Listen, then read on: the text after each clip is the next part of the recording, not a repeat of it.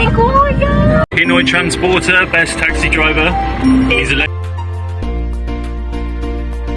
Hi guys, good afternoon. This is Pinoy Transporter. Well, I'm on my way back to Mandaluyong, near the City Hall of Mandaluyong. Kasi may nakaiwan ng cellphone dito sa ilalim sa upuan. So I remember those guys were my passengers kanina, mga nagtitinda ng mga paklads somewhere in BGC. I know how important the cellphone to him. Kita nyo, mukhang bago pa, mukhang pinag-ipunan, pinaghandaan, and there are some IDs behind the case of the cellphone. So babalik natin, kawawa naman siya. And so happened dito ako sa Pasig, so I have to go back to Mandaluyong to return their cellphone. Okay guys? Well, it so happened na naging biktima ko sila na aking Chinese prank. Kaninang nakasakay sila sa akin, and they were able to subscribe to my YouTube and my FB page. And with the use of my FB page, they were able to contact me back. Kaya ngayon, babalik ako sa kanila upang isoli ang cellphone ni, I think, si Pablito, yung lalaki sa harap.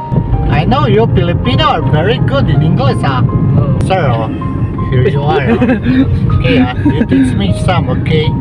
What language? Sir, doon na lang. Siya yung nakaiwan ng cellphone. Okay? So guys, nandito na ako sa area. Oh, ayan na si Pablito. Kita rin kami. So alam ko yung hirap ng pagkawala ng cellphone, but I have to go all the way here just to return his cellphone. Oh, Pablito, ito na cellphone mo, okay? Salamat po talaga sir. Akala ko po na wala na. Okay. Nahulog sa kalsada. Next time, ingatan mo. So hindi mo alam na dito na wala sa taxi yan. Opo sir.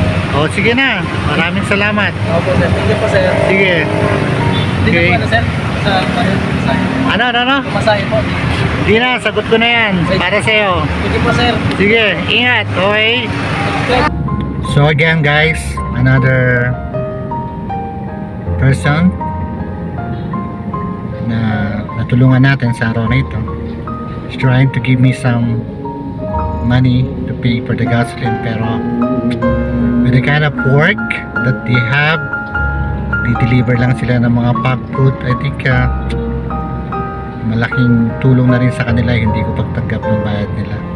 Besides, gasolina lang yan, and I know more blessings is about to come. Like ang sinasabi, good deeds will always pays off. Again, huwag po nating pag-interesa na hindi sa atin. Tumulong tayo sa mga nangangailangan in order to glorify Him, our Master. Our Master in heaven is always watching for us. So, back on the road. So this is your folks, your friend, Pinoy Transporter, signing off. Bye.